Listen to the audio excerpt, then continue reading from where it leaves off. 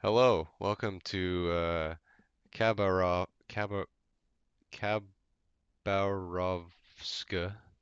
Airport in what is right now, in this period of history, the Soviet Union.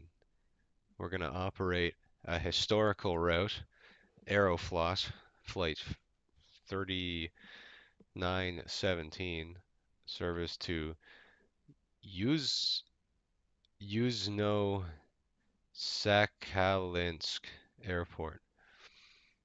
I've Google translated professionally this timetable from an oddly specific date. Sorry, it's not 1980, it's 1987. That's my bad. We are going to fly to Yuzhno-Sakhalinsk using the NVU as well as, VOR NDB navigation. It's about 5:20 in the morning. This flight actually, on weekdays or whatever, or on the days it was scheduled, took off at 5 in the morning or pushed back at 5 in the morning. I'm not sure. So we're already behind schedule. In the spirit of the motherland. Uh, I've got some hours under my belt with the NVU. Very fun system. A lot of people like to use XNVU. I like to use NCalc 5 with the MagDeck uh, fixes installed, and I'll link both of those in the description below.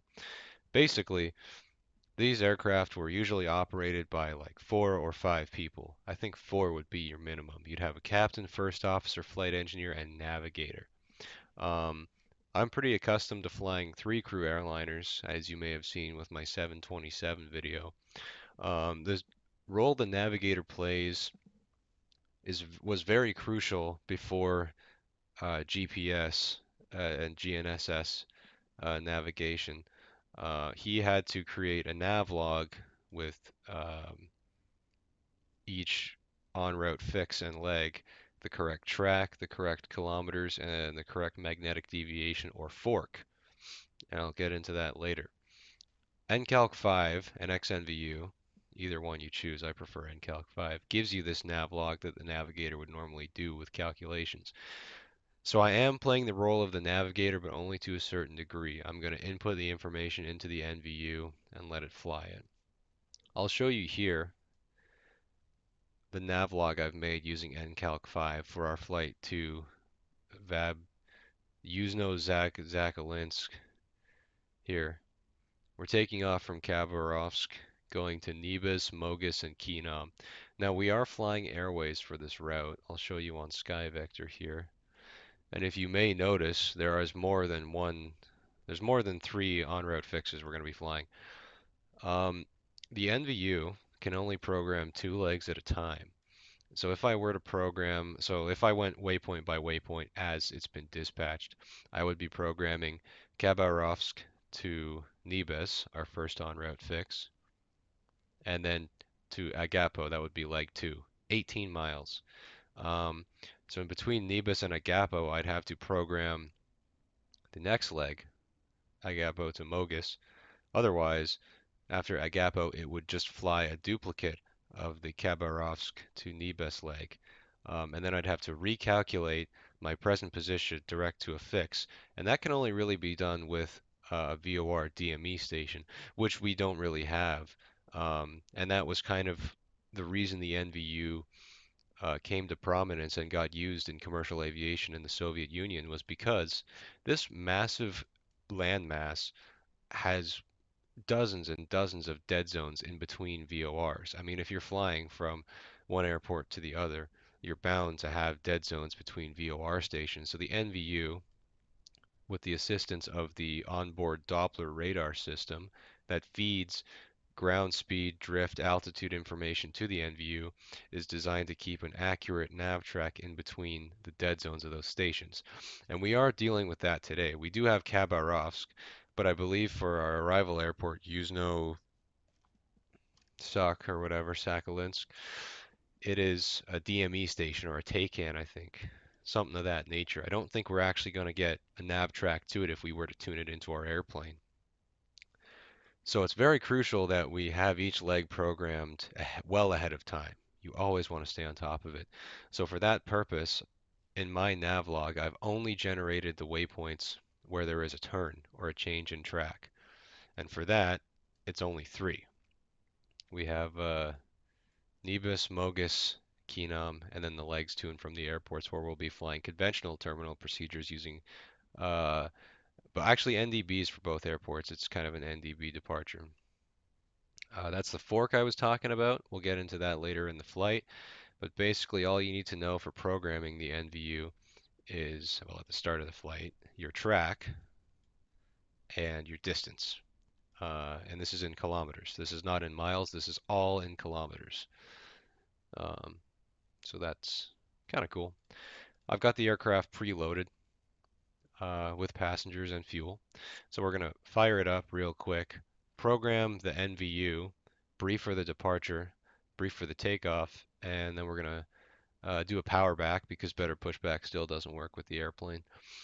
And taxi to the runway. I think we're expecting to use runway one of the 2-3s. I think 2-3 left because it's right down the pipe. 230 at 1 meters per second, so that's like 2 knots. Few 300 scattered 2600 cumulonimbus. I am seeing that, but it's kind of passing through. So we might be okay in time for departure. 211006. Perfectly fine. Okay, let's fire it up. Batteries. APU door, APU master, APU fire suppression. Got the lights, APU start. Nav lights coming on.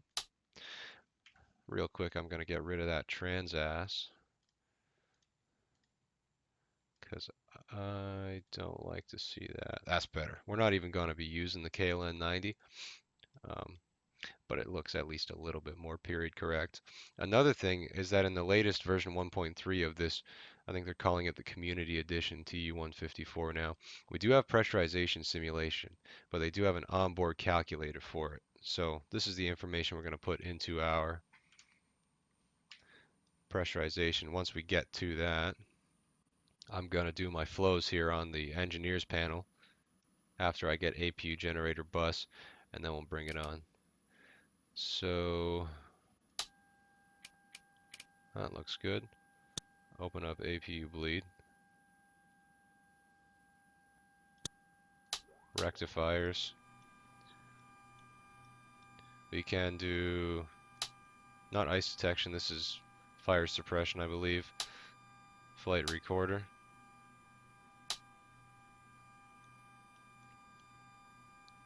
Pressurized hydraulics. Do some bleed air stuff here.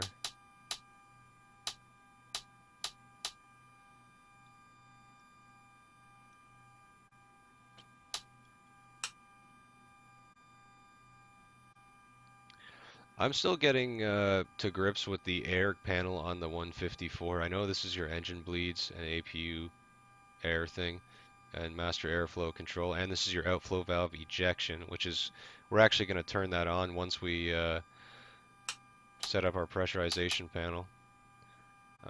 That's for pressurizing the aircraft on the ground. So now let's go ahead and take this information and put it into the pressurization panel here. So we've got 748.2 millimeters of mercury, 997 hectopascals, and 2946 inches of mercury. So this is just a backup panel, apparently. This is your cabin rate, your cabin altitude, I believe, translated to something else. And this you don't need to touch, I don't think. So, what did it say? 748. So let's put this to 748. And I've heard the rule of thumb is to turn this rate to the maximum level. So, maybe I should just leave it at 0.38.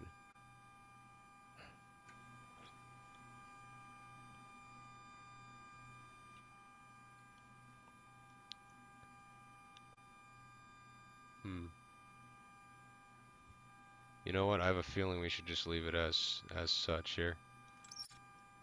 getting a gut feeling because I'm not sure if I'm pretty sure that's the cabin rate, but I don't know which one is increase or decrease the rate. So if I keep it in the middle, we'll probably climb slow anyway. So outflow valve ejection can come on now. So that should start pressurizing the aircraft once we close the doors and start the engines. We can go to our overhead here, bring on our no smoking signs. So for the NVU, we're going to leave it on NVU by true airspeed. We're going to say we're on ground, and we're going to leave the Doppler system off. Leave it on the ground there. To align our gyros, I've got a rough translation here. I'm using the texture map from the English cockpit to get a rough idea of which one control my gyros. So let's do gyro roll stabilizers. Let's leave the RSBN off. Let's do attitude. No, not yet. Do attitude indicator power actually. Do FDI, vertical gyro ref, or sorry, VG ref. I don't know if I know the acronym for that. Compass system, power N1, N2, gyro heat, magnetic correctors. We'll leave these on DG. And that's everything. That's all we need. I'm just going to check the amperage. Oh. Just going to check the amperage load here. Hanging around 12 volts. So I guess, I don't know, that's like a car battery, so. Maybe it's 120 volts. I don't know. Either way. Coming down here, we can leave everything as is for now. We can turn on our NVU, but leave NVU calc off. And we're not going to use NVU correction because I don't think it's simulated correction using RSBN stations. If you're familiar with the SIVA INS and its position updates using 2 VOR stations, basically the same thing except it uses RSBN, which is like the Russian version of a Taycan. Really cool, don't know how to use it, so we're just not gonna. All of this on this side here is for small adjustments, I believe. What we're gonna worry about is the SN and the S. SN, I believe, is current leg, and S is second leg. To make kilometer distance adjustments, and 1 and 2 here is your course adjustments. So if we look here, we got Khabarovsk to Nibis. The first leg is 112.7 degrees, 119.8 kilometers. So I'm going to change this course now to 112.7. That's going to come out to 30 is 5, so 6, 7. Yeah, that's roughly good. 119.8, so we're going to go SN, and we're actually going to wind it back, and you're going to see this value disappear. I believe, no, that's the wrong leg. All right, let's go S. You're going to see that value disappear. You wind it back for some reason. And there's no decimal pointer on this, so you just kind of eyeball it. So you see that's 119.0, that's 120. 119.8, I'll just bring it back to like that. And that's roughly it. And it's the exact same thing for leg 2. 112.7 from Nibis to Mogus. Again, this is from our last terminal fixed, first en route fix to the next turn. So we're going to do 112 and 42 seconds, I believe it is. Hang on a second here. We're going to wind this back now. 119.4. So these first two legs are almost identical actually. So that's, I guess, kind of a nice little warm up there. So that's 119.5, bring it back 119.4. The turn we're making is quite sharp, so I'm going to leave the turn anticipation to 10 kilometers. So that means 10 kilometers before it reaches the next leg, it'll turn on the next course, anticipating to join its snap track. That's all we need to do for the NVU now. Now for the departure here in Khabarovsk, we're going to take the Nibar 4 Alpha, which is kind of weird. We're going to take 2-3 left. And heading 234, we're going to go till 5.7 nautical miles from TAR, which I believe is one of the localizer frequencies. And then we're going to make a turn, left-hand sweep and turn, direct to Hotel India NDB to be 8,000 or above. That's going to be quite a tough margin, I think, given the airport elevation is only 200 feet. But we'll see what we can do. And then it's a 117 radial outbound to this fix, 42 miles from Hotel India, which I don't know how we're supposed. You don't get DME off of an NDB, but whatever. We'll try to make that. We should. And then direct Nibes 170 or above, and that's the first leg, or sorry, the start of the second leg. But right before Nibes, we're gonna go on NVU track, and that keeps everything nice and lined up. It shouldn't be too much of a course deviation. 4597 transition altitude. 900. That's the initial climb then. 700 feet per minute. Yeah, we can do that. Closest obstacles is trees. Tupolev 154, no stranger to the trees, but we'll see if we can avoid them. Okay, looks pretty good, I'd say. So we're gonna tune Hotel India, and I don't know what TAR is. I'm gonna check on SkyVector here. What that, if that's a VOR.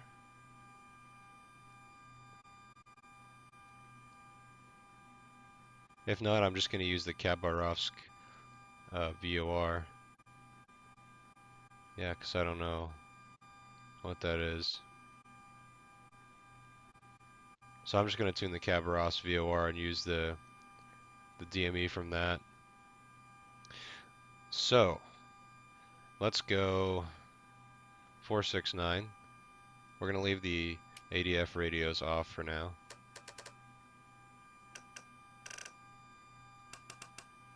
(469). And for DME, I'm going to tune Khabarovsk 112.3. Now we don't have our DME receivers on right now, so we shouldn't be seeing, we should still have a red flag over this. But when we turn on all of our airplane systems after engine start, we should see the DME, and on the orange needle we'll see the NDB. I'm just going to set runway heading 234. 220, 235, 234. That looks good to me. So I'd say that's the SID briefing complete. Let's go ahead and do takeoff performance real quick. Pretty well medium loaded today with low fuel for a short kind of 45-50 minute flight. So let's do a flaps 28 takeoff. VR 233, V1 213, 246. Need 1,000 meters to get off the ground. With runway 23 left, we have 4,000 meters, so plenty of room. CG is going to be a forward CG, I believe. Yeah, so we're going to put the stab trim to C there. That should be good. Minimum clean speed, we'll say that's 350 for safety.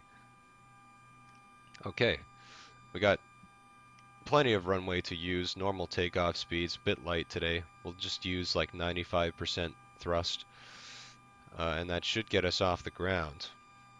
So let's go ahead and align our gyros now. So the latitude at Khabarovsk is 48 degrees, which we can set here. We can call that 48. Now we're going to align our magnetic compasses here first. So we're going to look to try and line up this and the reference gyro together. If we got those two together, we're golden. So we're going to start by aligning that, and then our reference gyro.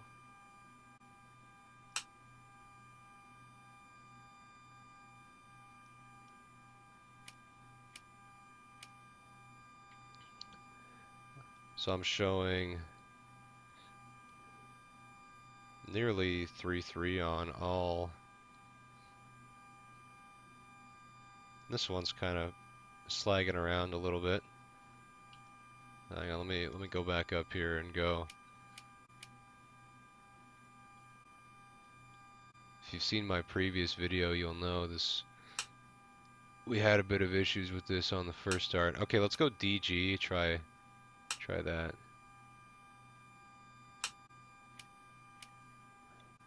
Okay, so these are both lined up. Is this RMI stable now? Yeah, that looks like it.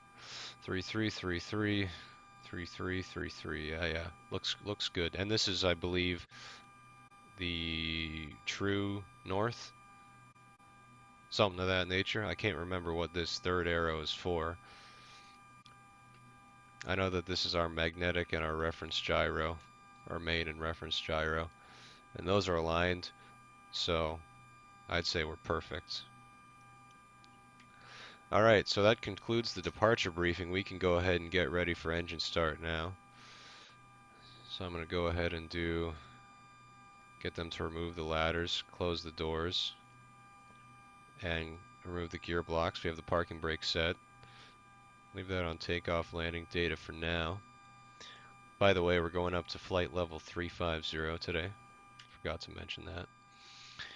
Okay, so we'll leave that on. Outflow valve ejection. Hydraulic pumps are off. We just have our reference gyros. Let's go ahead and do seatbelt sign on. Beacon light on. Go to our transponder here. That's not what we want. CO63 2000 mode C. I don't know which transponder is which. I feel like this is definitely a transponder. This is the RSBN receiver. I'm pretty sure.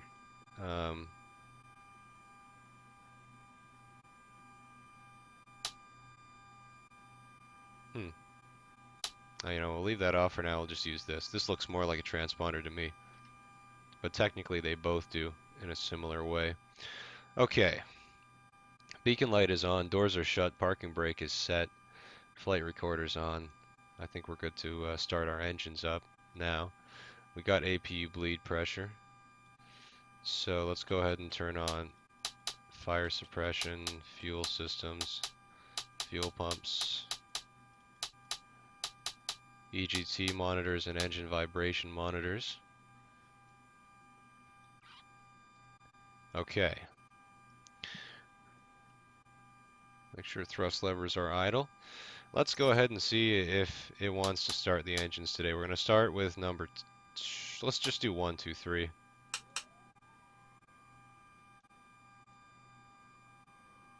Watching that APU load.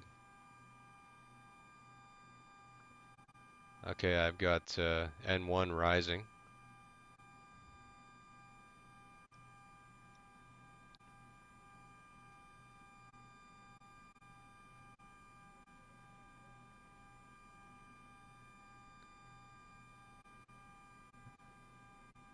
And 20%. Monitoring the EGT, try not to get it above 500 degrees Celsius.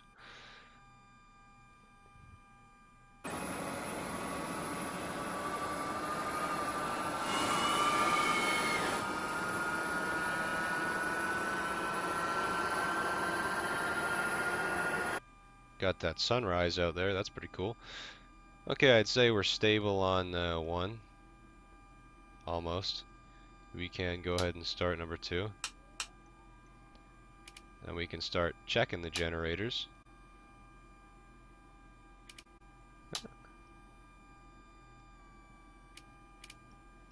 Okay, I got N1 rotation on 2.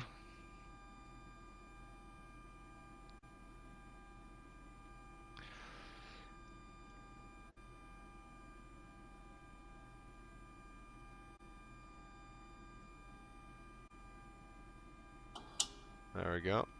EGTs are rising.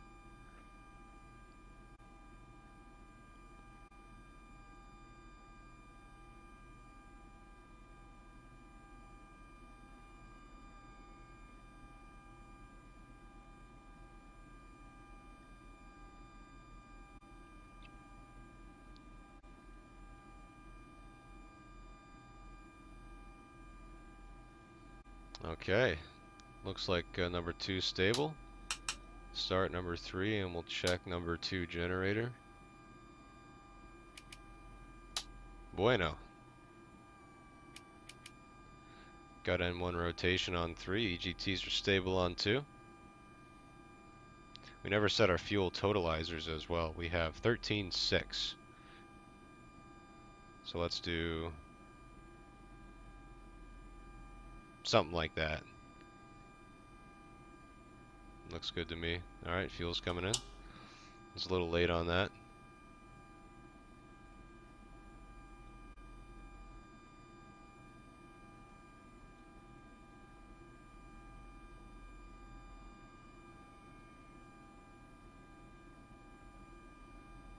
EGTs are stabilizing. N1 and 2 is coming up. We can check this generator.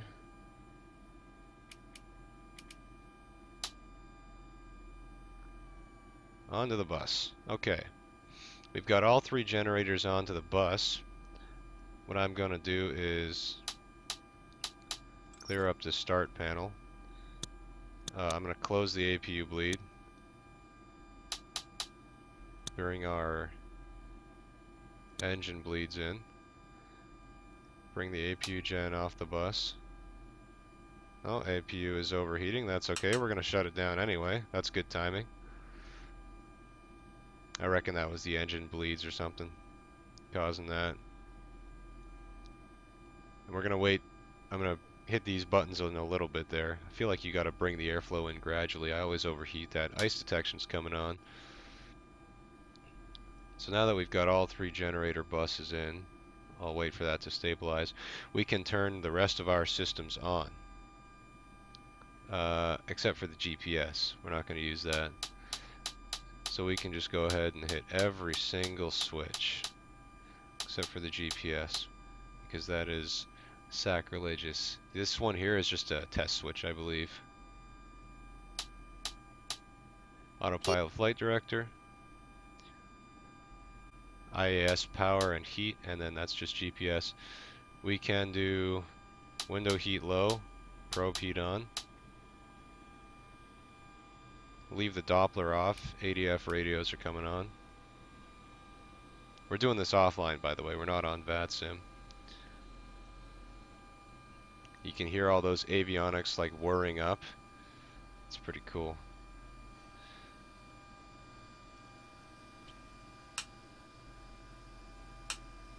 Let me just go ahead and recycle the attitude indicator.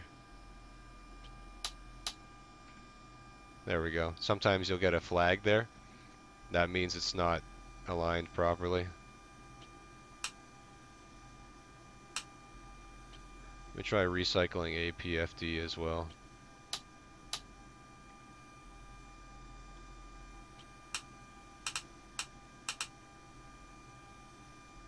Don't know why our standby attitude indicator isn't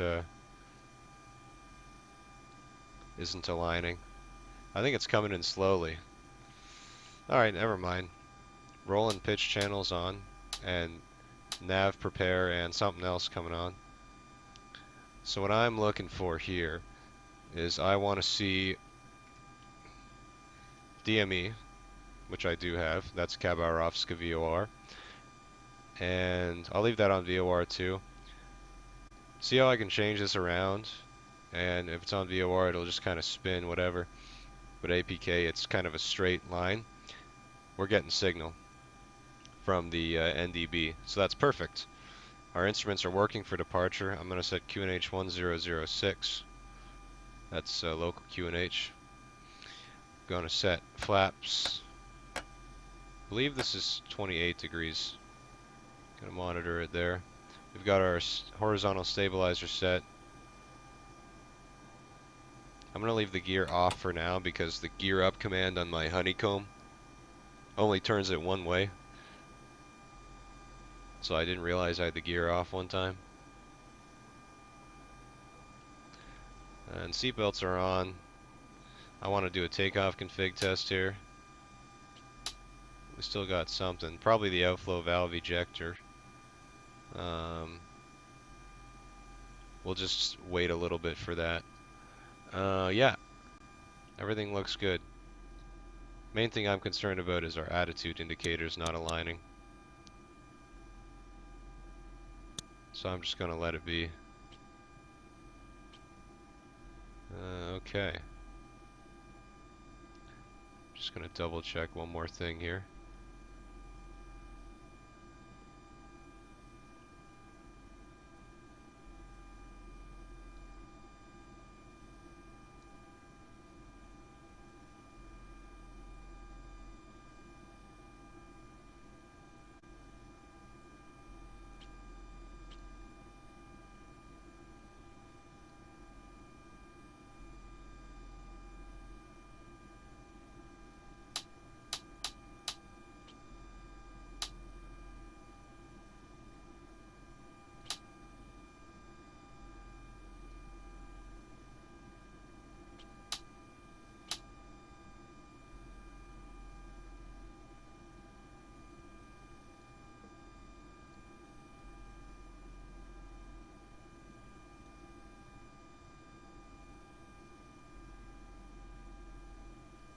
Okay, you know what? I think we're pretty well good here.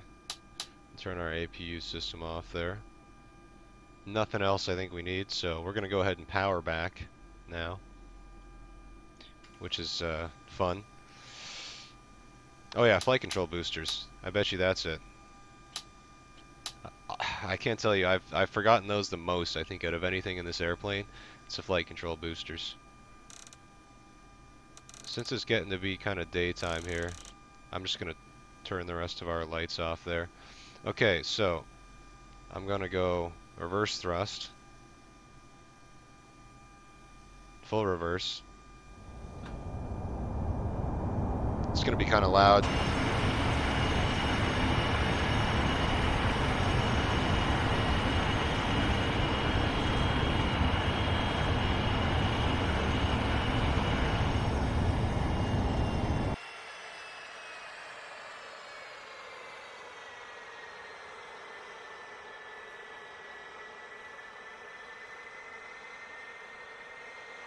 And we can just start taxiing. Gonna go ahead and throw taxi light on.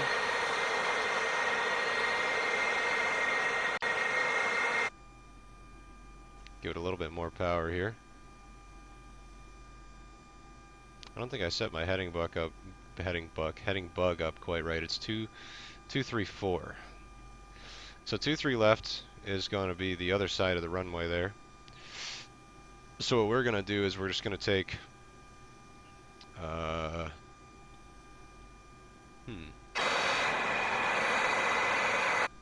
we're going to take that taxiway that I just looked at, which I believe is Bravo, and we're just going to backtrack the whole length of 23, I think. Looks like some fog is setting in over the airport. Just like my last departure on the YouTube channel there from Vladivostok.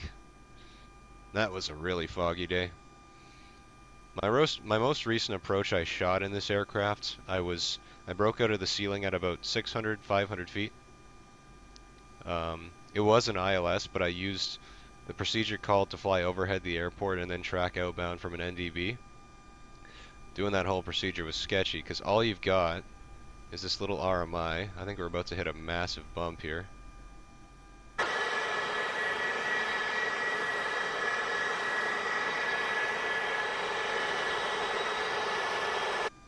It's okay, this thing's got good legs. So I'm going to leave off the Doppler and NVU calc until we are lined up on the runway and like seconds from takeoff. Because the Doppler radar doesn't like to be tilted and moved around a lot. So as we make these sharp 90 degree, 180 degree turns on the ground, that's going to mess it up. So better to just leave it off until we actually need it, which is when we start flying.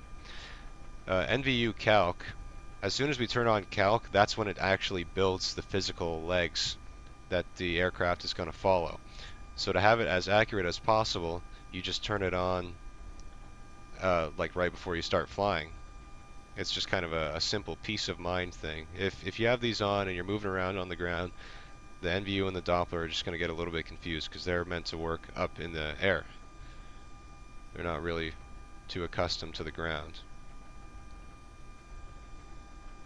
What we can do though, I actually had this on for some reason. Let's turn on the weather radar. I think that needs to warm up for a little bit. It's got a warm up period.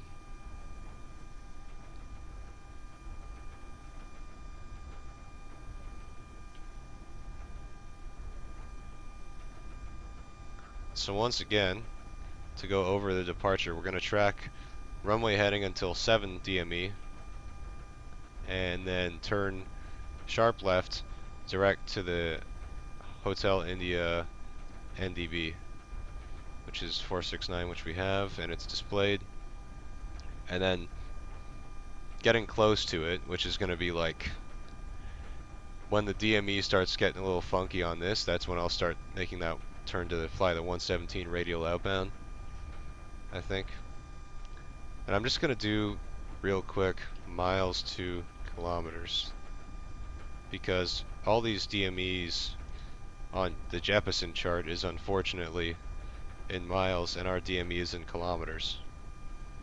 I'm hoping that at some point we get an add-on, an update where we can change this to miles DME. That would be nice.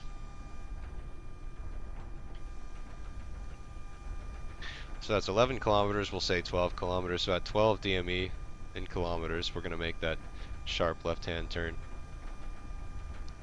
Both Khabarovsk and Yuzhno-Sakhalinsk have they're kind of situated in valleys. Like this airport's right next to a river. So on both fronts we have mountainous terrain to worry about. Like the MSA to the east of the airport is like 5,200 feet. Mountains peak at around 4,000 feet. So if we get into trouble for any reason, we want to stay super close to the airport. I think ideally actually to the west of it if we need to do a holding pattern or something, which very possibly could happen. Who knows? Anyways, we're getting close to the end of the runway here.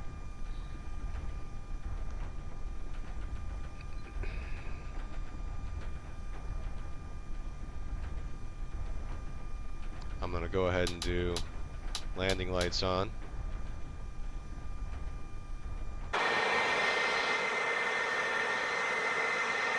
Those just kind of extend out of the fuselage there. And I'm going to start slowing down the airplane here to make that 180-degree turn. And we can't forget to turn the Doppler on and the NVU calc. That's pretty crucial. You don't want to skip a before takeoff checklist in this airplane. Making kind of a wide turn here, but there we go.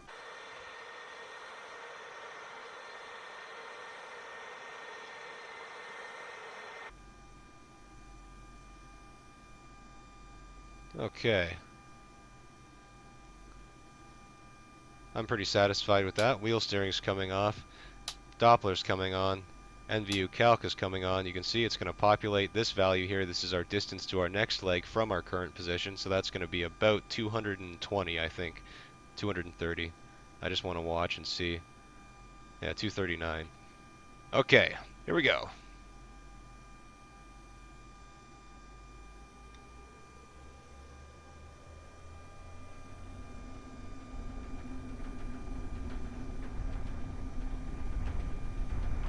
We can get a little bit more power out of those engines.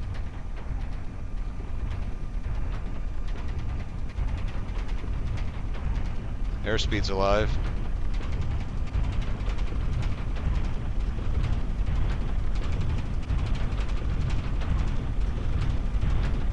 Rotate.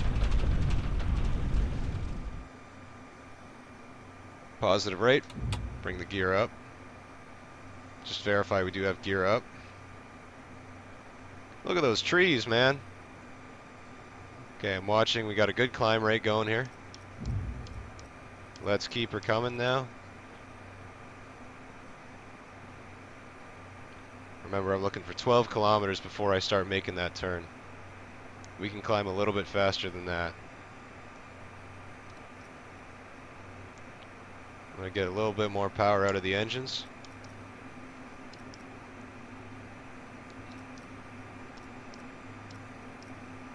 Okay, I'm going to go stab on the autopilot. I'm going to go vertical hold. I want to get her a little bit higher. We'll go flaps 15. We'll also go course steering. Okay, lights are coming off. Gears coming off. Forgot about the outflow valve ejection, but whatever. That DME is moving. I'm going to go flaps 15. I'm going to bring the nose down. You can see with the flaps coming up, the angle of attack goes up like crazy. I brought those in a little bit too early, I think.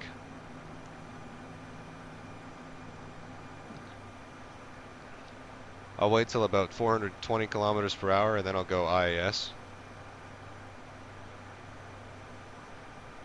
That pitch wheel's going a little crazy. Okay, 12 kilometers. Let's go now direct to the NDB. Just start us on a turn like that. What I want to do is bring up the autopilot panel here.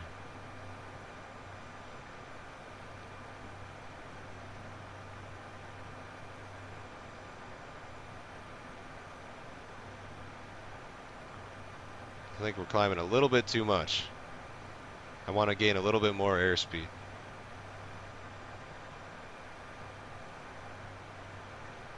So it's telling us to fly 030 to get to that NDB, so I'm just going to keep her coming. Approaching 450, we can go IAS hold. And let's just bring the throttles back. Shoot for like 500 degrees EGT or minimum. For the climb power, you don't really want to go above 500 degrees. So let's bring these back a little bit. Climb rate's going to slow down a little bit.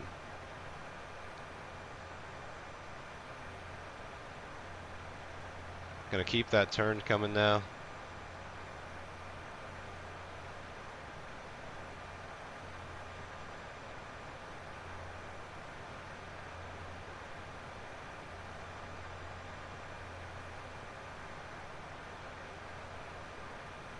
Seeing some clouds now.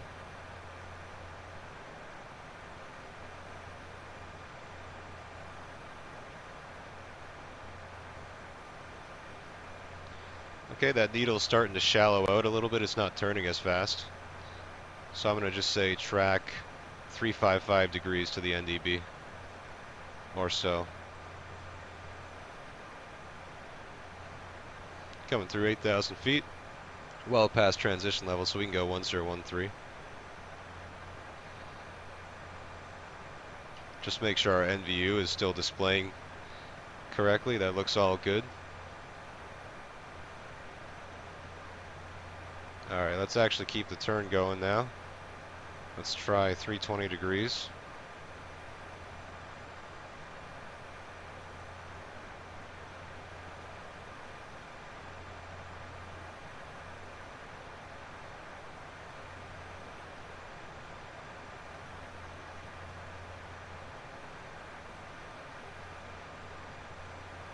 I feel like we've made a full 360.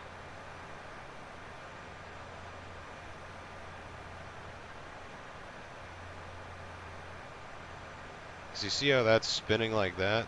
10,000 feet, seatbelt signs. I don't think I can really trust that NDB.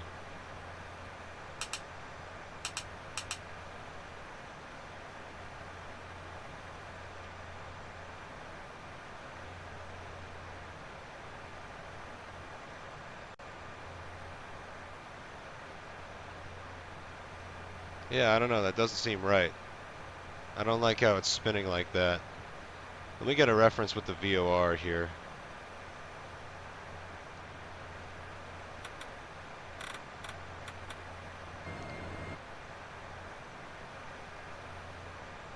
Oh, see, look at that. See, we've flown past it. I shouldn't be getting that difference of a signal. I guess that NDB is wonky. So what I'm gonna do now is, I think I'm just gonna go to NVU, honestly.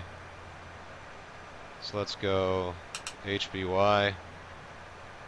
That's NVU navigation.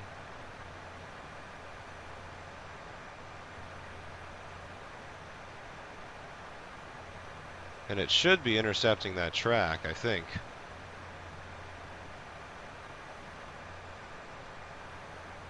Yeah, it's starting to make a turn.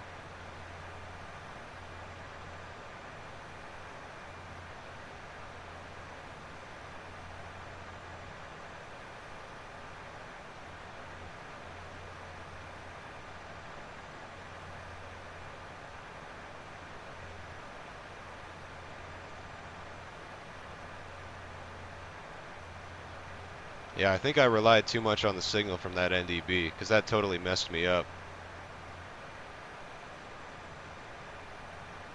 Now we should be joining the NVU track a little bit more properly.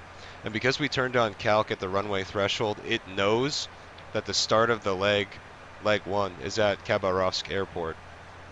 So it's not thinking we're here at the start of the leg. It's thinking, oh, the leg's back at the airport. Let's go and turn and join that leg.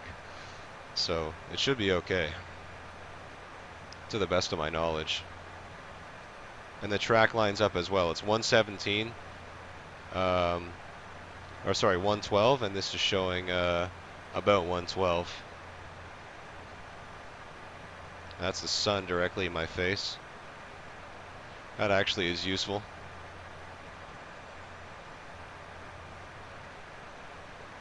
Let's check to see how the aircraft is pressurizing.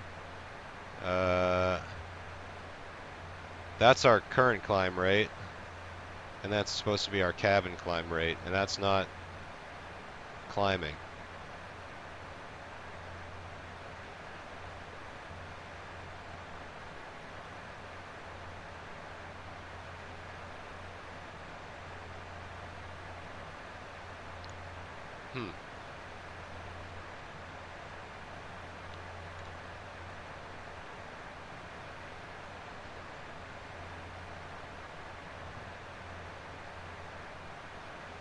Maybe if I turn on this. No. That's definitely not it.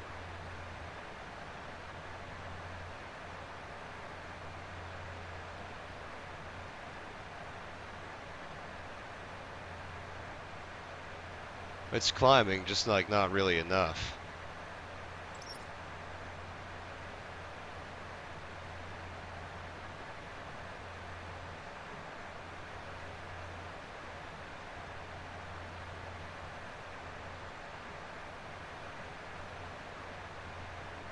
That's not really doing anything either. Okay, whatever.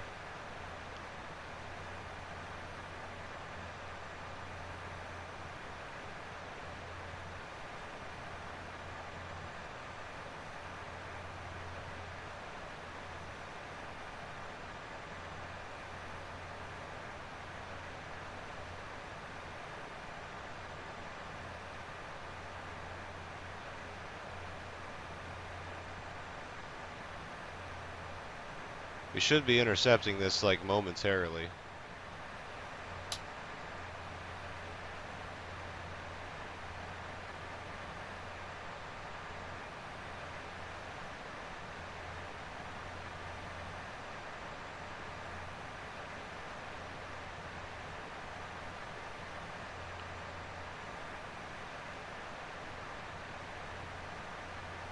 Okay, finally we're starting to get a needle here.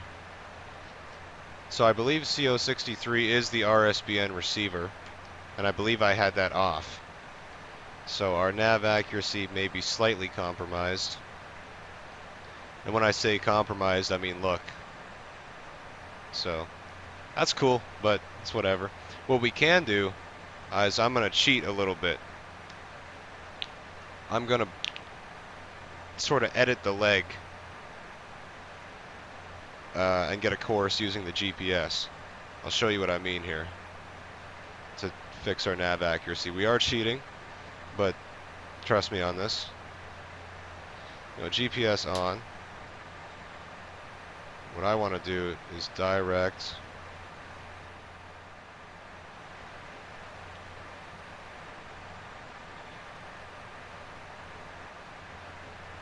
So what I want to do is change this course to 152.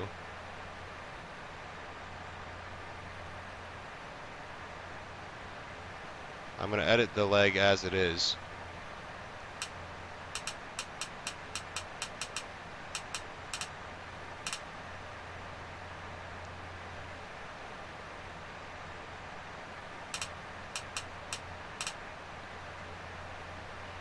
And if we are 38 miles, we'll say 36, 57.9.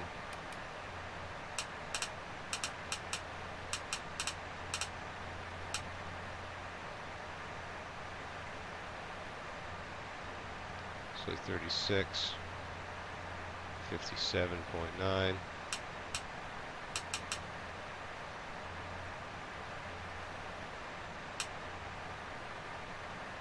Boom. What's our course now? 151 degrees. So using the GPS, I've restructured the first leg to be a direct to Nibes. And so if we look now, our airplane is pointing a little bit more where it's supposed to go. So, all right, that's cheating done. We'll go back to the KLN 90. I'm going to turn down the sim sounds a little bit for cruise. So I'm going to get back with you guys in a little bit for performing the fork, adjusting the gyros for the airport, arrival airport latitude, and just the whole arrival briefing in general. So we did cheat a little bit and used the Garmin to build us a direct to track, basically a track and a kilometer value. But now we're direct Nibes to join the leg from Nibes to Mogus. And once we cross over that, what I'm going to do is show you guys building the leg from Mogus to Keenom and then performing the fork. I'm just going to get that done early. I'll show you how the fork is done. There's a few ways to do it. I'll show you my way of doing it that seems to work, and also adjusting the gyros for the airport latitude. So that'll be in about 5-10 minutes or so. I'll turn the recording back on. Okay, so the leg just switched over to leg 2. That's going to be Nibes to Mogus. So now we can build our next leg, which we're going to build off of the fork value. So that's the blue value. So basically, because Russia's so far north, magnetic deviation is a big thing. As you can see, we're going to deviate by 4 degrees during even this short flight. I did another one that was negative 11 degrees. So instead of using like automatic, I guess, vacuum actuators or something for your compasses, like you get in a Western plane, you do it manually in a Russian plane. So for Mogus to Keenom, it's going to be 129.6. Let's go 36 and 293 kilometers.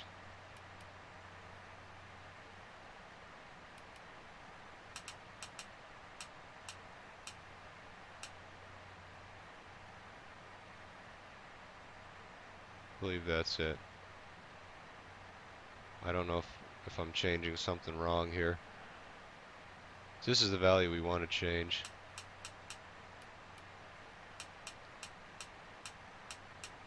There we go, that's the one we want to change.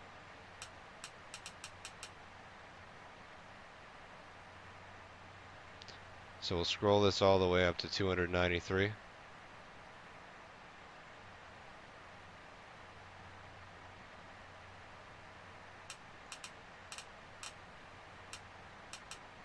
Point 1 to be specific.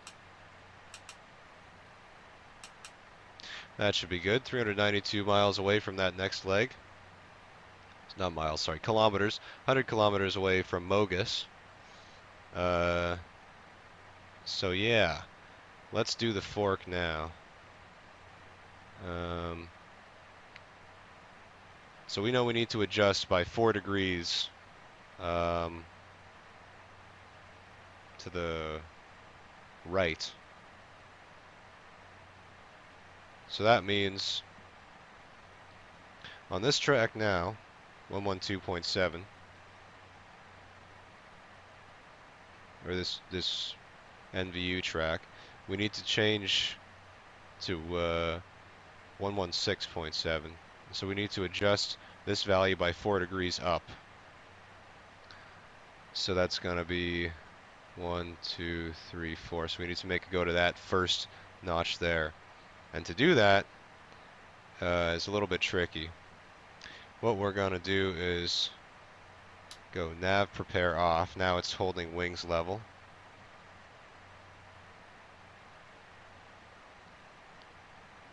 And we're going to go to our adjust here. This is our adjust, which I think I accidentally pressed on the first video, and that was what caused my alignment to get messed up. On the old Felis, you had a pop-up, which was really good, because then you could actually look at this compass while you're doing it. Me, I can't. I'm just going to eyeball it. So we should see the main needle move. Actually, no, we need to do our ref gyro first, and then our main. That's the wrong way.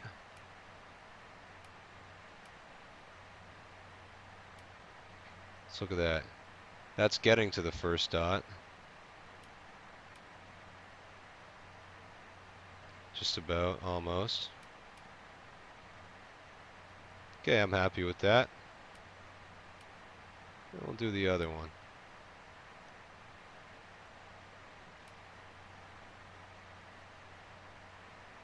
Maybe just like a touch more.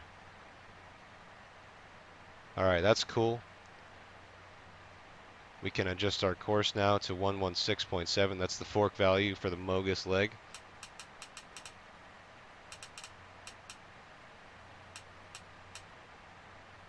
Okay. Now ideally when I go back to nav prepare, it'll only rock the wings a little bit.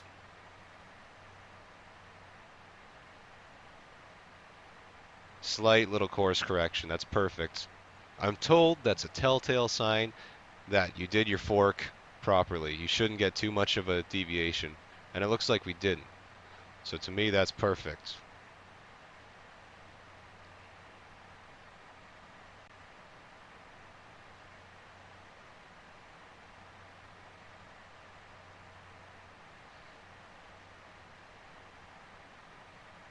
We're coming up almost on flight level 350 now. Aircraft seems to be pressurizing okay. I was worried about it for a little bit, but we seem to be okay. So we'll click hold at 350 there. Just monitoring our EGTs as well. Just above 450, 460. I think number three is running a little hot today. It's at 470, but that's okay. So just verifying here. I don't want to mess around with that. That didn't do anything. Just verifying here. We've got 52 kilometers to Mogus and 344 kilometers to Kenam.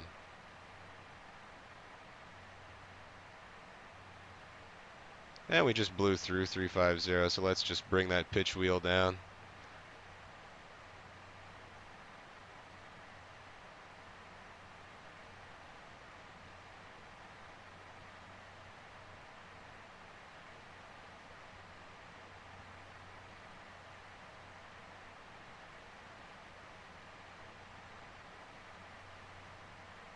And we'll go hold. And now we can pick up, we're doing 0.75 Mach now, we can pick up a little bit more speed.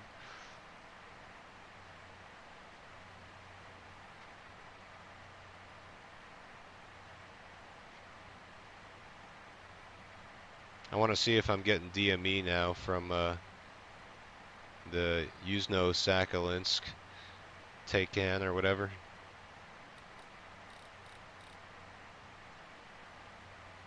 Not yet, but I expect it soon.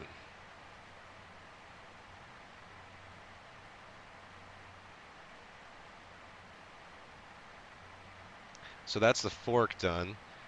I might as well align my gyros. I'll actually align them in a little bit.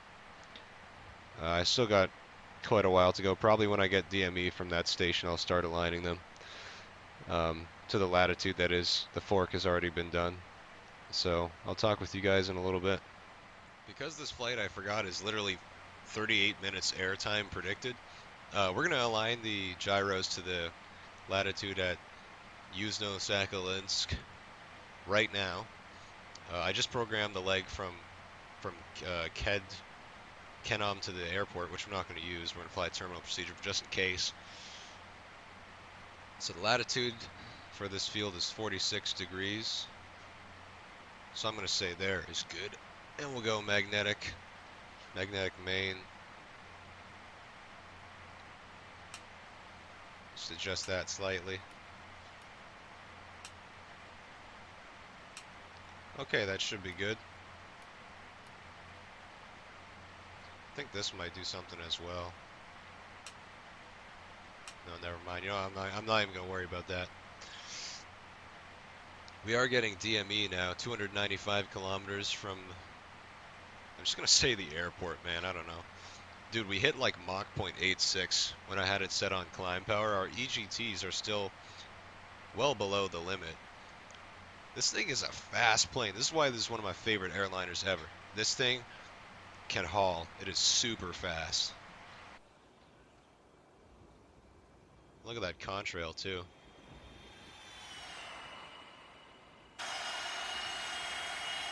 Beautiful mountains. Beautiful. Anyways, I'm going to start briefing now. I'm going to grab the latest weather for Yuzhno-Sakhalinsk. We're showing 010, 3 meters per second or 6 knots, broken 200 feet, overcast 1800 feet, cumulonimbus 18 degrees, 2.18, QNH 1010. So I'm saying IMC, potential for icing. We're totally screwed here. This plane is not good for these conventional procedures. And look at the terminal procedure that I was planning on taking, which I might change a little bit. It wants us to come in at Kenom between 14 and 11, fly direct to this NDB, make a long sweeping right turn to join a left-hand downwind, crossing 170 radial at just under 3,000 feet, and then make a turn to, I assume, intercept the localizer. I'm just going to see what other approaches I have available, because that, like, there's no visual reference to make sure you're on or there's no navigational reference to make sure you're on that base, right? I suppose we could use the localizer.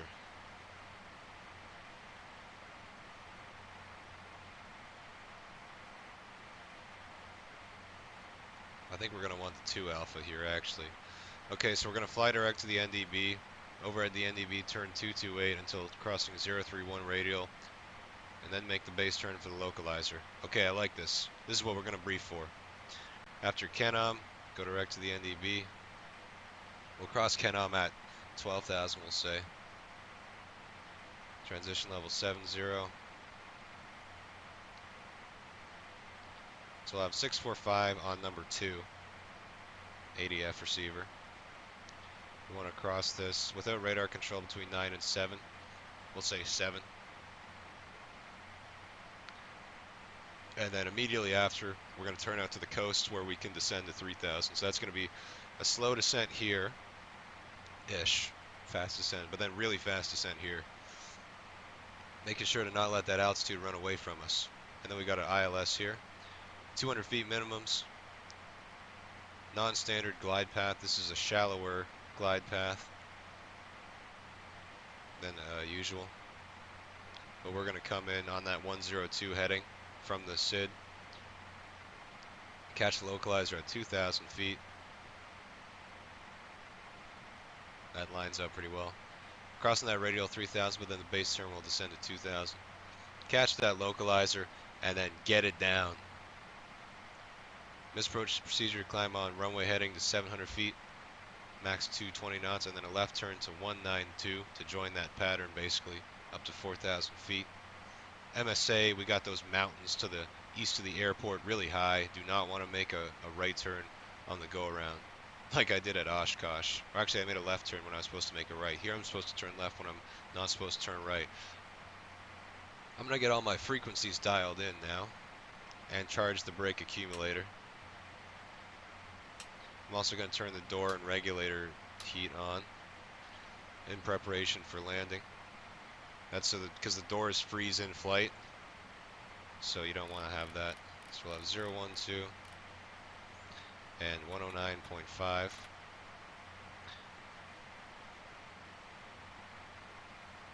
for the star, which is 645.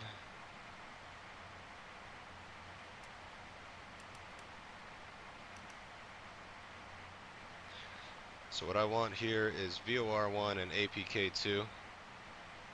I doubt it's receiving the NDB yet. Also, we're about 120 miles from that fix. So I'm going to start descending now, basically. I'm going to go pitch hold, and I'm just going to get the aircraft to pitch down now.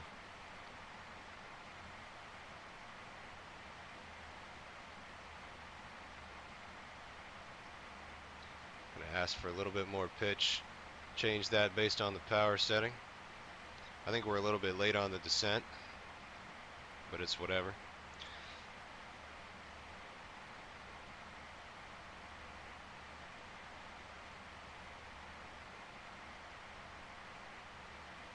Now remember, from Kenom, overhead Kenom, we want to fly a 098 radial direct to the Sierra NDB.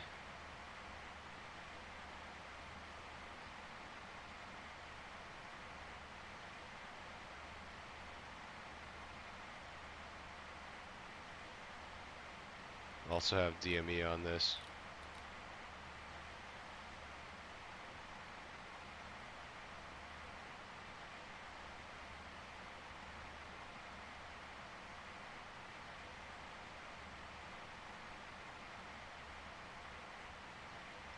As for our landing performance, I want to land with flap 45. We're going to still have that forward CG. VREF of 250 kilometers per hour. With the winds, we'll say 260 or 256, around that. Clean speed is going to be 326. We'll call it 350 for safety reasons, you know. So, yeah, we're going to descend across Kenom, hopefully between 140 and 11,000.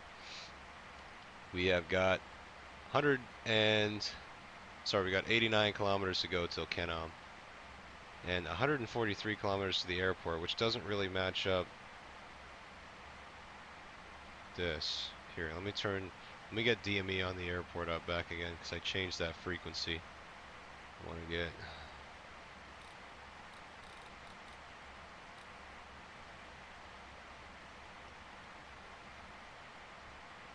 153, 137. So our accuracy was off by about 20 kilometers, and I believe this value here is actually your kilometer drift. It's this one or this one, the Z value. So because we forgot to turn off that RSBN, or turn on the RSBN, we are a little bit inaccurate. But so be it, you know.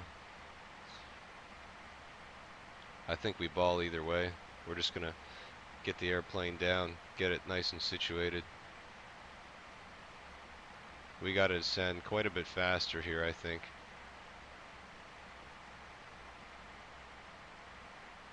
Just going to leave the autopilot panel up here.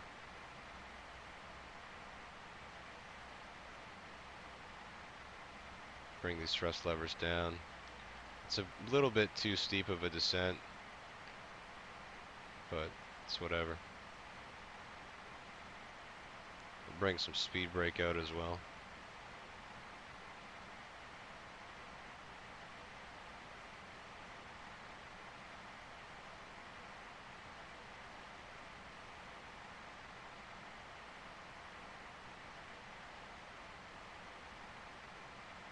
Still nothing on the NDB right now.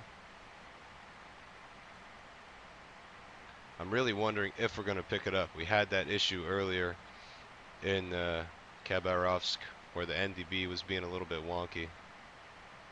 I'm going to try 505 on the other side and see if that does anything. Just as a reference. That's another NDB right next to it.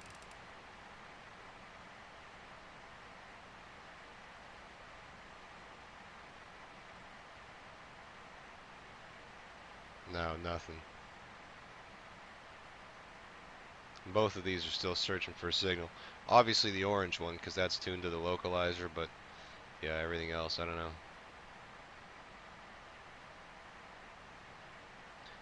And 200 feet is about 60 meters for the minimums.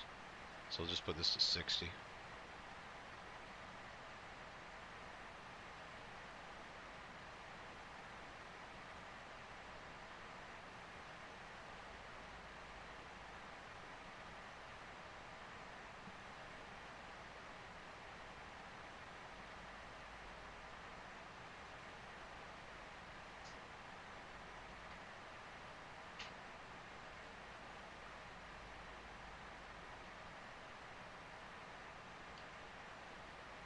Thirty kilometers to go till Kenom and still nothing. We are quite high on profile here. I'm going to bring speed brake fully out.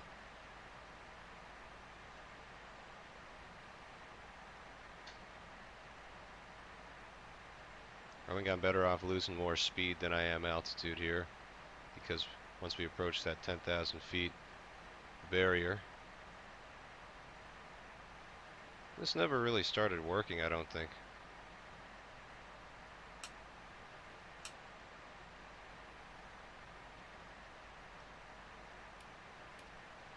Don't know why. Maybe it's the sun. That's what that shade is for, so I don't really know. Still nothing on either NDB.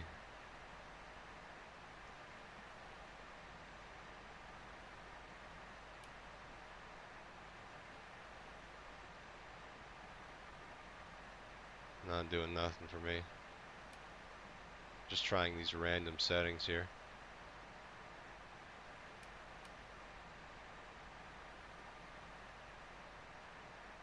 I'm coming through a bit of a cloud layer here. I'm just going to turn the icing systems on as a safe caution.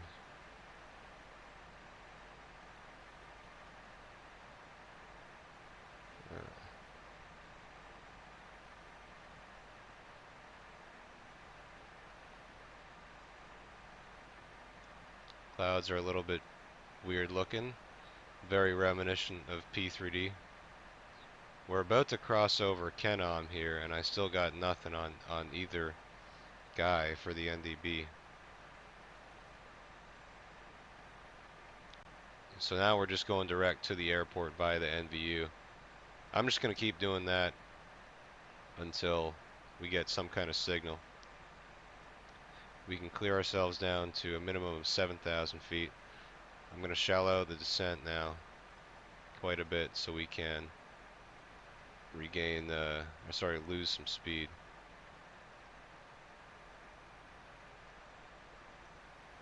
86 kilometers from the airport.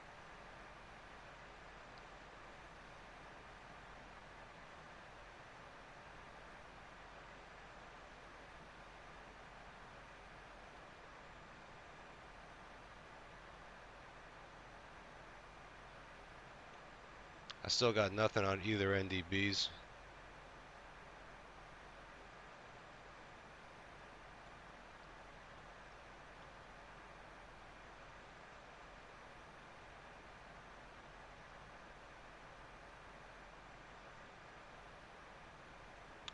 Okay, we're coming through 10,000 feet.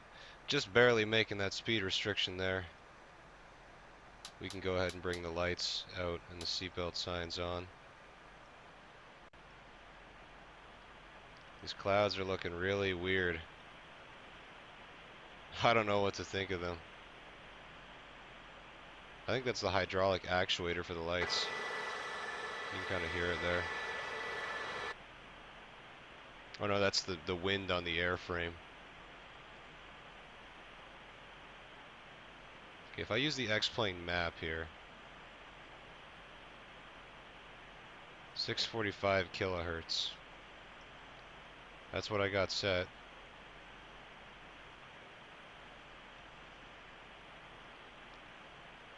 And it's still not picking up nothing.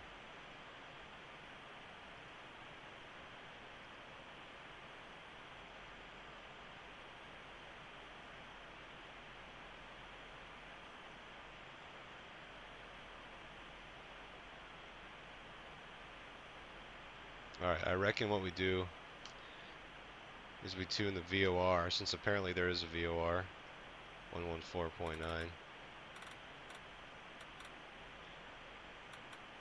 And we join a 098 course for it.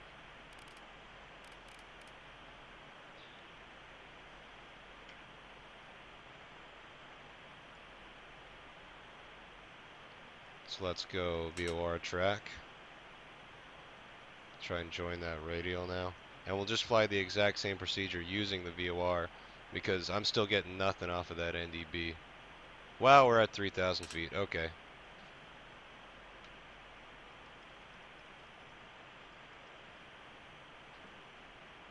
That is way too low.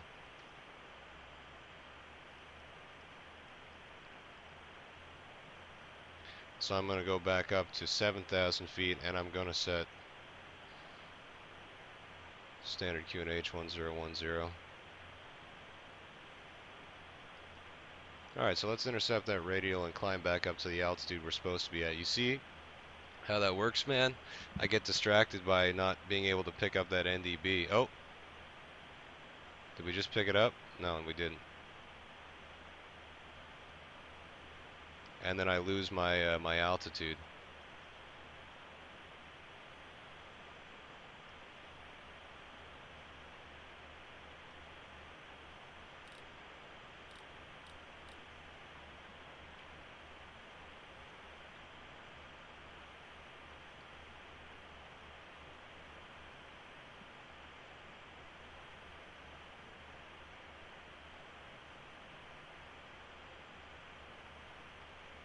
Put it into a bit more of a steeper climb.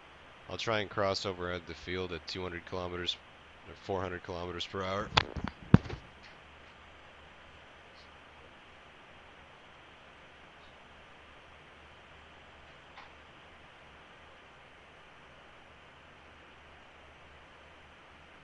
We're starting to get something, but it's still, look at that. It's totally unreliable.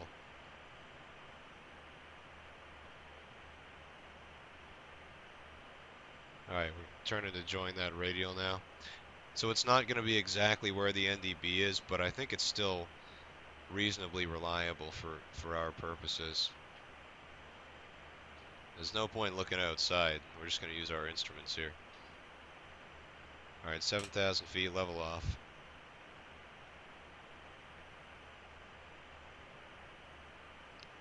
I'm going to keep it kind of slow.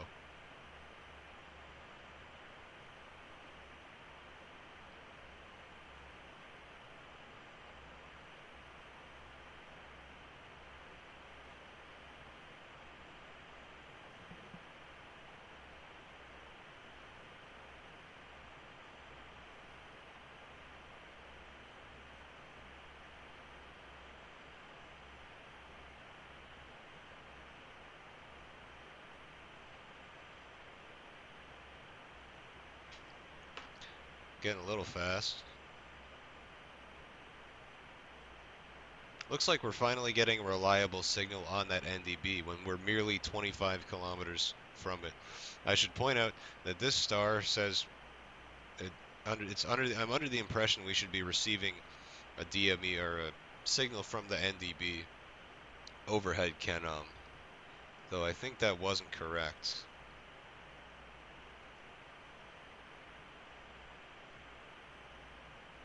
I really don't. Either way, we're pretty well set up now. We could actually switch to NDB tracking, which I will do. So let's go course steering. I'm going to retune the ILS now, which is going to be 012, 109.5, 9.5.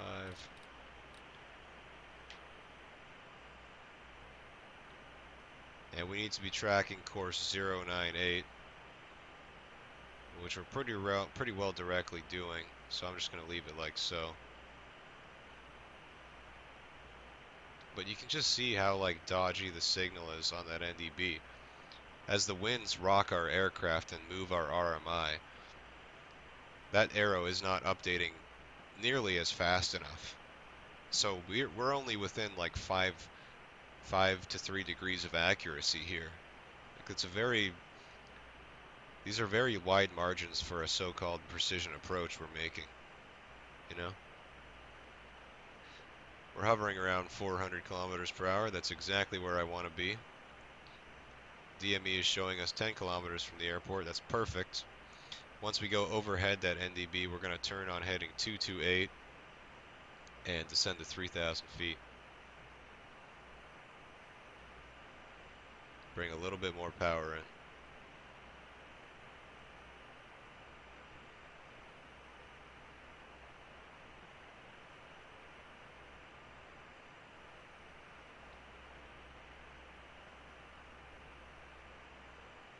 It's holding 7,000 pretty well, but once we get to the low altitudes, like it doesn't really like to hold 3,000. So I like that we're only going to be at these low altitudes briefly and not for long.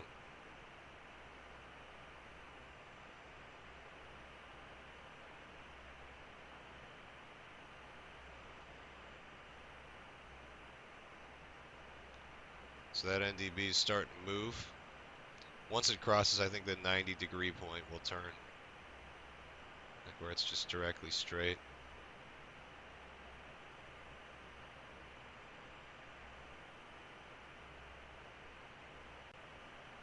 All right, let's turn now, heading 228.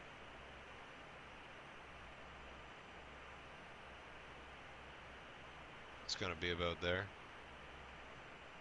And we're going to descend to 3,000 feet. So I barely have to give it much pitch because we're in the turn. A bit of lost power and a little bit of pitch down should give us a nice descent rate.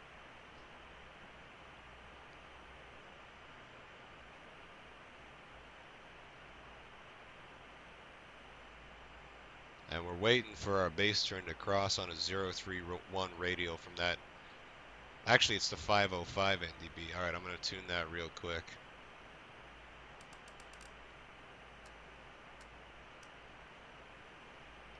Please tell me we're getting signal from this.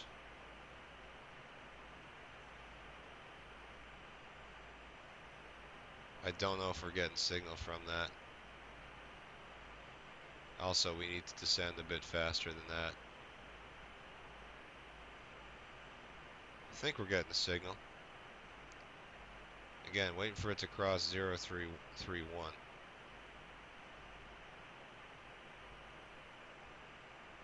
Come on, keep it coming down.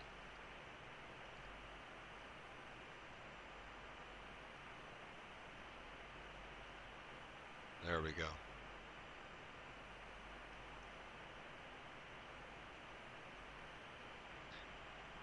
I trust that signal. I do.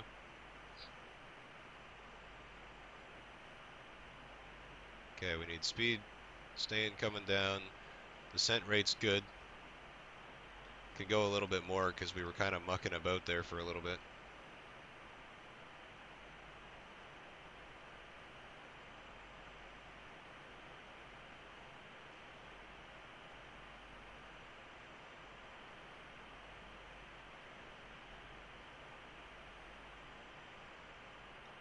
I don't think I got anything out the window. Nothing, not even the ocean.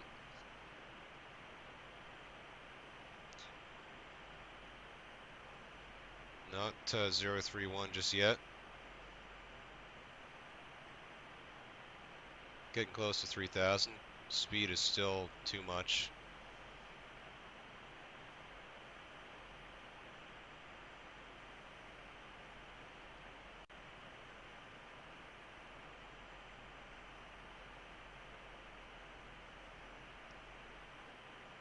Let's keep her coming down. I want to try 350 kilometers per hour now with flap 15.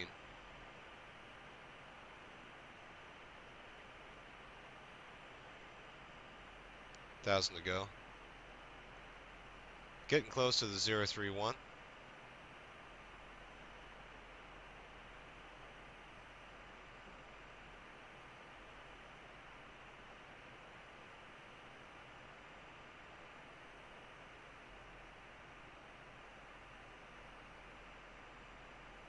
There we go. Now we're slowing it down. All right, I want to. Let's go hold here.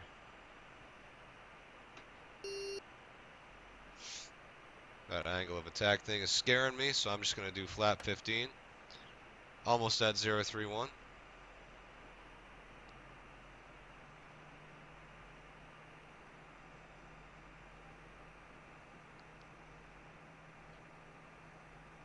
Alright, I'm seeing 031 there. I will lie. I will be honest with you. I am using the Navigraph charts as a little bit of a reference.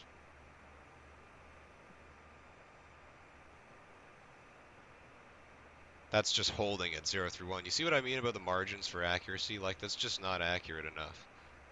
It just bumps, bumps, holds, bumps, bumps, holds. Let's make the base turn now. That's going to be 112.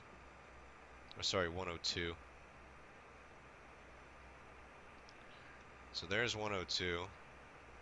Let's go landing, prepare on.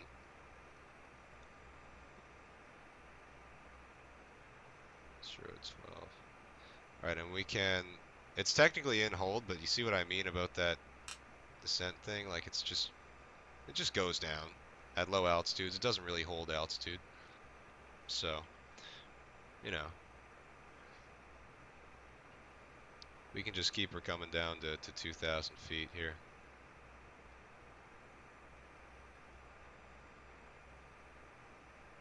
I said 2,000 feet. Any DME? Nothing. Okay, we got localizer.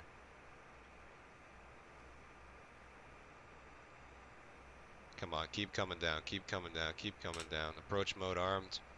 Coming in at a pretty steep angle. It's directly 90 degrees, so I'm turning it on early so we can really turn to not overshoot the localizer. We're going to level off at 2,000 feet. Get a little less airspeed, a little more descent rate.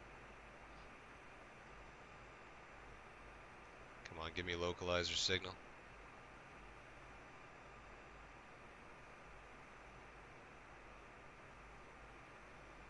Still no DME. We do have DME to the airport, 24 kilometers. Okay, I'm leveling off there. A little bit low. In fact, I am actually going to keep it, I'm going to say climb. Bleed off some airspeed. Okay, there's the localizer. Let's go flaps 28.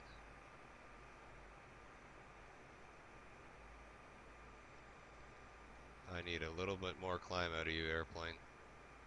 And I need a little bit more speed. 280. 270.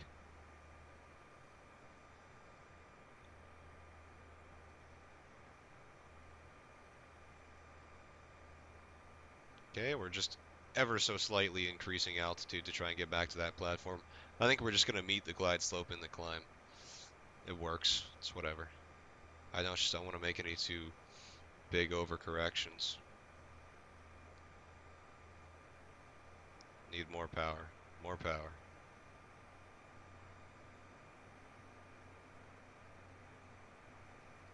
$2,000 feet. Hold.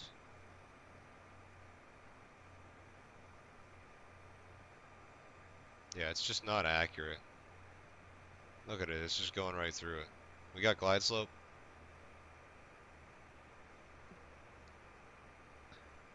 Alright, I'm going to go ahead and select gear down.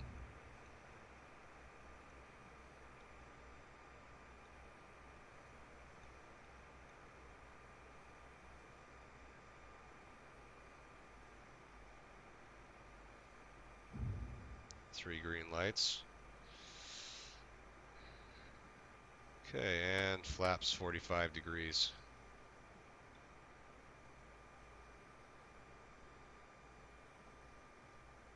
See what look at it just descending of its own volition there.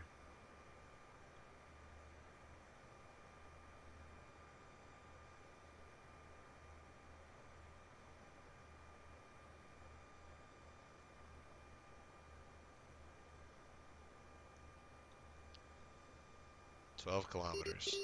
Watch that. Watch the speed. That's way too low.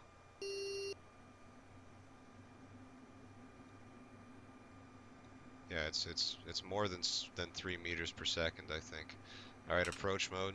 Sorry, glide slope. You do not want to stall this airplane, and yeah, it's blowing right through it. Look at that.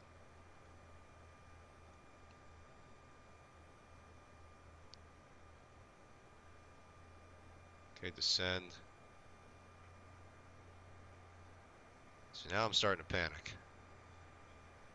I've got ground contact. I've got the runway in sight.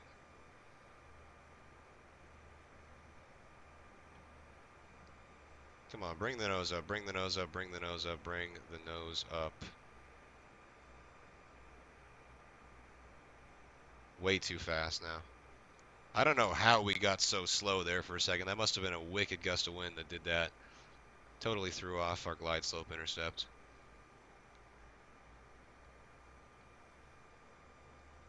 Spoilers are up still. Okay, she's flying it pretty well. I'm going to keep it at 250. Turn this out. Stabilized, finally. 350 meters to go.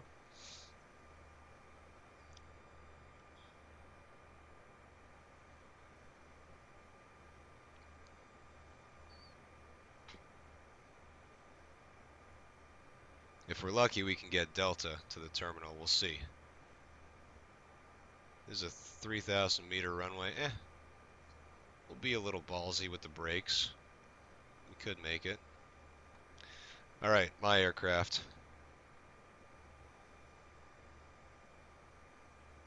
Said my aircraft. Thank you.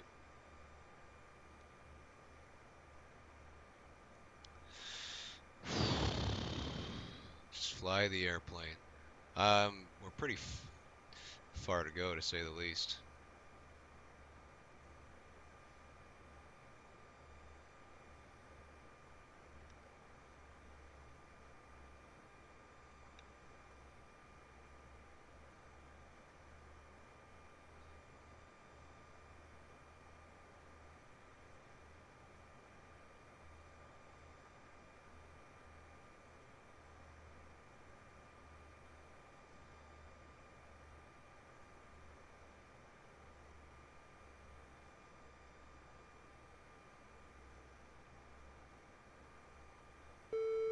Continue.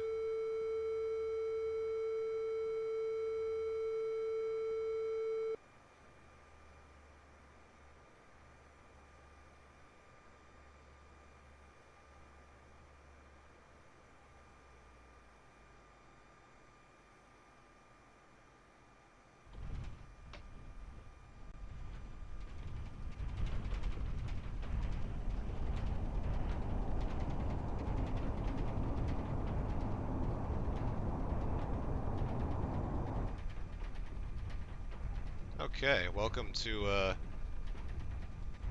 Yuzhno something.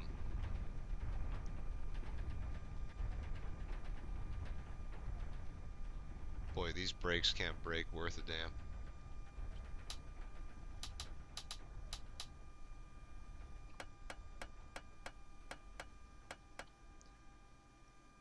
Alright, let's turn off our RSBN receiver.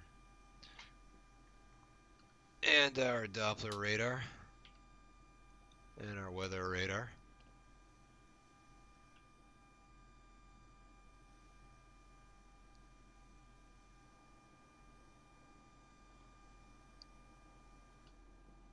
That was really scary, I can't lie. Outflow valve ejection. I don't think we need that off. I think we want this off. On here. Start. Yeah, boy, that was something for sure.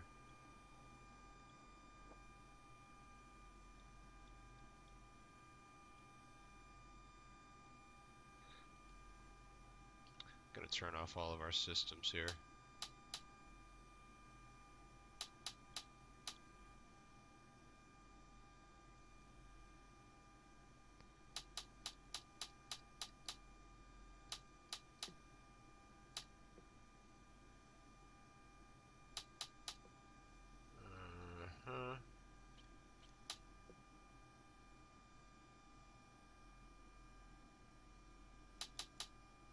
There we go. Okay, now we can taxi to the gate. I just need to lower the amperage load so that when I bring the APU onto the bus, it doesn't freak out.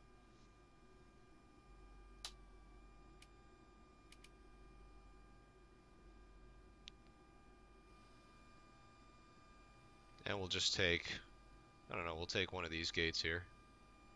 We'll take that one. That's a little bit more Soviet looking, I think.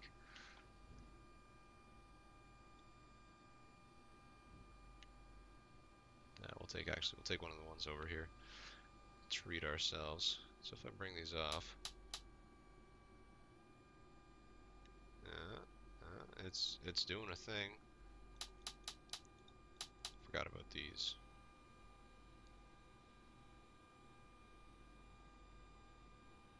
Oh yeah, and these.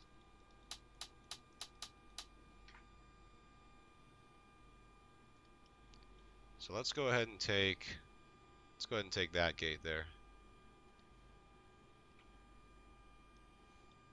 I'm all of a sudden much less talkative. That approach really that'll put some hair on your chest, you know?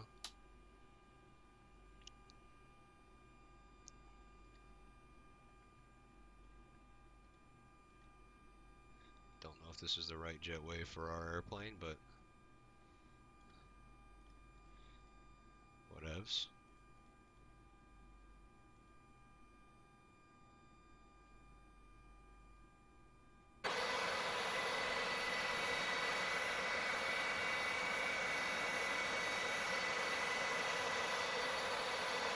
Yeah, we'll just park it there, why not? Okay, parking brake. Turn all these things off. NVU calc. Okay.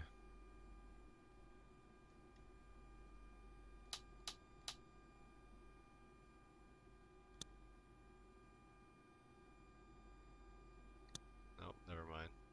It's not ready for that just yet. But we can do this. Beacon light off.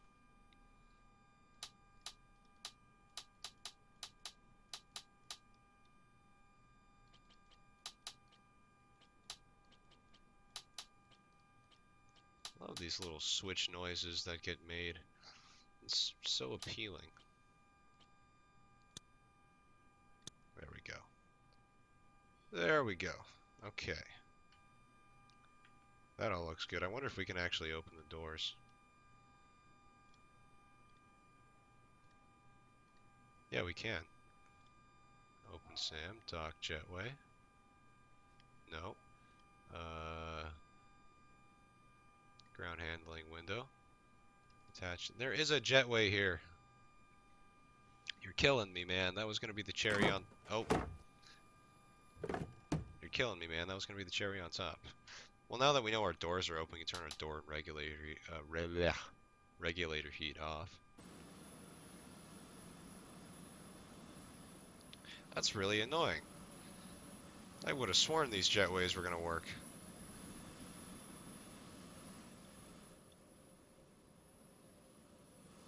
Where do I go?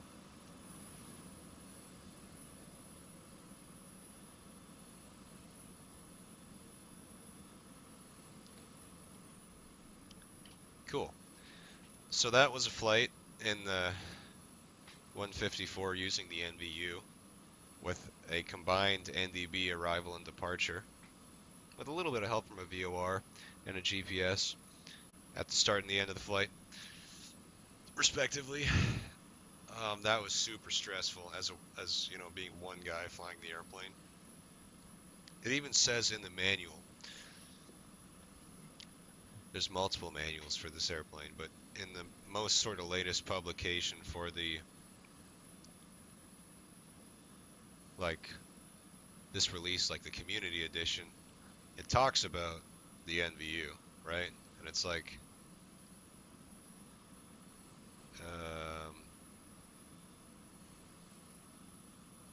where does it say? If you want to make your simming experience miserable. I think that's pretty true. I wouldn't say it's miserable, I guess, but it's just super stressful. especially when you don't receive an NDB until 25 kilometers out from when you're where it is. Like it's just there's a lot of uncertainties and stuff, especially when you're new to it. And it only really functions super streamlined if you do it all the time, which I don't. This is like a little side thing, a little niche thing. But I think I'm living proof that you can do it as like a little side niche thing. You don't got to be crazy freaky about the NVU and the Russian planes. This is just super locked in, super chill. Real simple, man. All you do, course, distance, SNS, power, calc, turn anticipation, which we can turn off for now. See what I mean, man? It's real simple. Don't forget, for takeoff, once you get on the runway, NVU. This is the ground C. Actually, we should have had it on C because we were crossing an ocean. It's fine. NVU by TAS and then NVU by DOP once you get off the ground. Do not forget, I thought this was a transponder. This is the transponder. CO63 is the RSBN receiver. You need this on. The RSBN receiver paired with the Doppler is the reason why the NVU is so accurate. You need the CO63 on. That is why we had difficulties flying the leg from the airport to the first fix. We didn't have the RSB on, so it's like, I don't know, I'm just going to go here, I guess. And no. So usually there's like little bugs you got to work out, but as a whole, just super fun, man. Like once you get it, once it really clicks in your head, super duper fun, super cool. I'm just going to leave it in this turnaround state for now and exit the flight simulator. But that was just super fun. Very fun flight. And I hope to see you guys in the next video. This is not really an NVU tutorial. I'm going to link some NVU videos as well, along with NCalc 5 and the MagDeck file. I'm going to link two useful NVU videos that I've seen in English. Um, this is more of just a showcase, I think, because I don't still fully understand, that wasn't the most accurate it could have been for the NVU. It was still kind of inaccurate, and we had to do a direct to using calculations made by the GPS. But even still, I'm pretty pleased with it. I'm pretty happy with it. For the majority of the flight, we were super duper 100% bona fide slant whiskey in a Tupolev 154. I'm quite happy with that. All right, goodbye for now.